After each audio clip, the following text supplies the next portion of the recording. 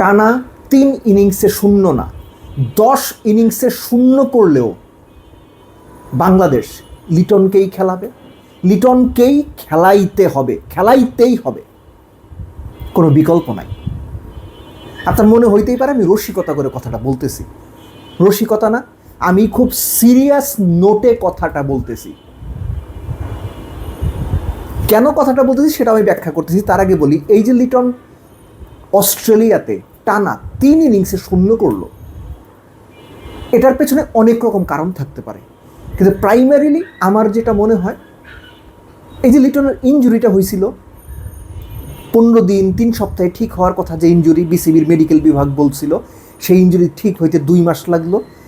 এই ইনজুরি থেকে ফিরে লিটন পুরোপুরি প্রিপারেশন কিংবা প্রস্তুতি নিয়ে অস্ট্রেলিয়া সিরিজটা খেলেন নাই, এটা আমার অনুমান।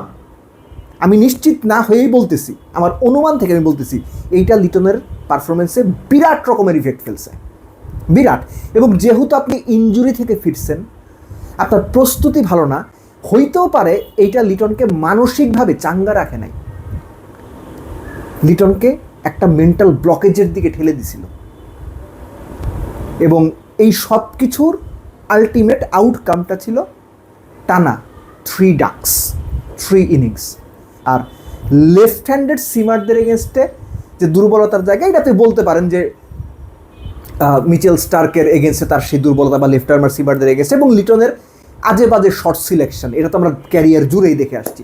কিন্তু আমার মনে হয় ওই প্রিপারেশনের অভাব, ইনজুরির পরে এইটা একটা বড় ইম্প্যাক্ট ফেলছে। লিটনকে কেন খেলাইতে হবে? এই যে লিটন এই টেস্ট সিরিজের আগে আপনি মনে করেন তো কী করছে সে?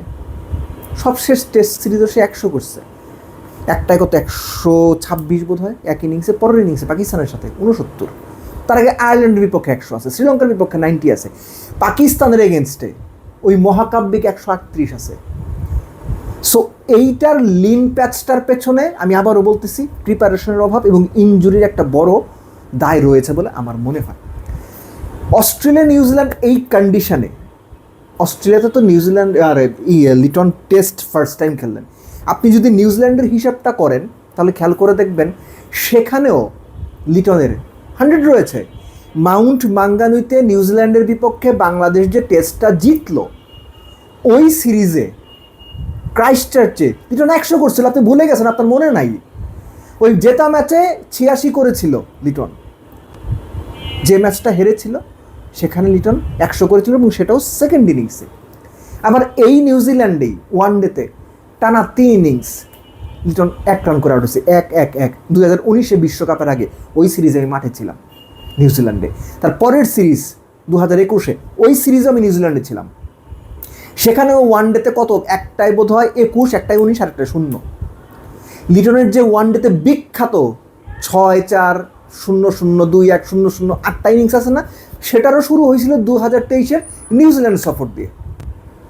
আবার যে সময়টার কথা আমি বলছি 2019 টানা 3 ম্যাচে লিটন 1 করেছিলেন, ওই সিরিজেই টেস্টের সময় 4 ইনিংসের 2টোতে লিটন 1-1 করে রান করেছিলেন, হ্যামিল্টনে এবং ওয়েলিংটনে।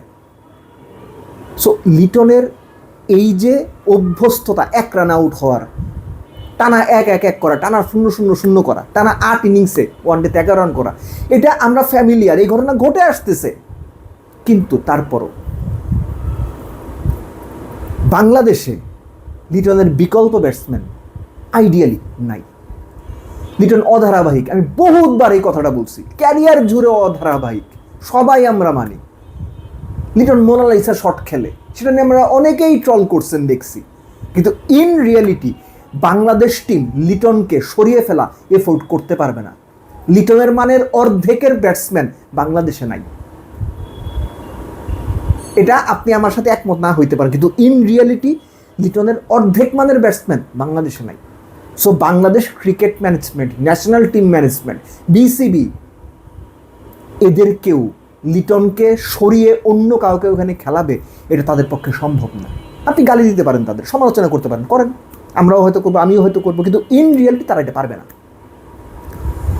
লিটন এতখানিক অধারাবাহিক হওয়া সত্ত্বেও ইরিপ্লেসেবল। আশরাফুলের কথা মনে নাই, 10 ম্যাচ 15 ম্যাচ 20 ম্যাচ পর একটা ভালো ইনিংস খেলতো, সেইটা নিয়ে বাংলাদেশের জনগণ লাফাইতো, সেটা নিয়ে প্রেস করতো, এখনও করা হয়। ওই যে কার্ডিফের ওই ইনিংস, ওই যে 194, এগুলো কেন বলা হয়? কিংবা ইংল্যান্ডের সঙ্গে ওই ইনিংস এতদিন পর আপনি কেন মনে রাখছেন? আশরাফুল কি ধারাবাহিক ছিল? ছিল না তো। লিটনের ব্যাপারটাও খানিকটা আমার কাছে ওই রকম মনে হয়। এই ট্যালেন্ট, এই অ্যাবিলিটি যেটা লিটন হোল্ড করেন, কিন্তু সময়তে ডেলিভার করতে পারেন না। যখন ডেলিভার করেন, হি বিকামস আনটাচেবল। এই আনটাচেবল লিটনকেই আমরা সবসময় দেখতে চাই, কিন্তু 10 বারের মধ্যে 1 বার বা 2 বার সে লিটনকে আমরা খুঁজে পাই। বাংলাদেশ ক্রিকেট বোর্ডও এগুলো জানে। আপনি আমি যা চিন্তা করি বা বলি, বাংলাদেশ ক্রিকেট বোর্ড এগুলো জানে, কিন্তু তাদের কোনো উপায় নেই। সো লিটন টানা 3টা শূন্য করলেও লিটনই বাংলাদেশের প্রবেবল এই লাইন আপে, বাংলাদেশের এন্টায়ার ন্যাশনাল টিম সেট আপে 3 ফরম্যাট মিলে আমি যদি 25 জন ব্যাটসম্যান হিসেব করি, লিটনের চেয়ে বেটার ব্যাটসম্যান প্রবাবলি নাই, প্রবাবলি না।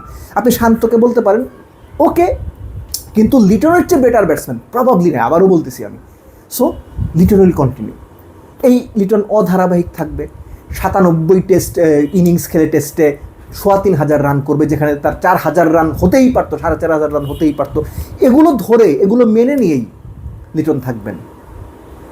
আরও হয়তো 3, 4, 5 বছর থাকবেন, যে পর্যন্ত লিটনকে রিপ্লেস করার মতো তার 80% কোয়ালিটির কোনো ব্যাটসম্যান না আসে। সো এই জন্য আমি শুরুতে বলতেছিলাম যে 3টা না 10টা শূন্য টানা করলেও লিটন থাকবেন, লিটনকে রাখতে হবে। কেননা লিটন দাস যা করতে পারেন, যা করেন, এটা বাংলাদেশের খুব কম ব্যাটসম্যান, অলমোস্ট নাই, যাদের ওই অ্যাবিলিটি আছে। শুধু আমাদের দুর্ভাগ্য, লিটন কীভাবে দেখেন আমি জানি না, যে লিটন কখনো তার ফুল পোটেনশিয়াল দিয়ে টানা 2টা বছর বা 2টা সিজন পারফর্ম করতে পারেন নাই। কখনো পারবেন কিনা আমি জানি না। যদি পারেন, তখন হয়তো আমরা দেখতে পারবো যে লিটন অ্যাকচুয়ালি সত্যিকার অর্থে কতটুকু অ্যাবিলিটি ধারণ করেন। তার আগ পর্যন্ত এই অধারাবাহিক লিটনকেই বাংলাদেশ ক্রিকেটের বয়ে নিয়ে চলতে হবে। আমরা লিটনের প্রশংসা করব, লিটনের সমালোচনা করব, গালমন্দ করবেন, ট্রল করবেন, ভালোবাসবেন, সব কিছু মিলেমিশেই এই পথ চলা লিটনের চলতে থাকবে।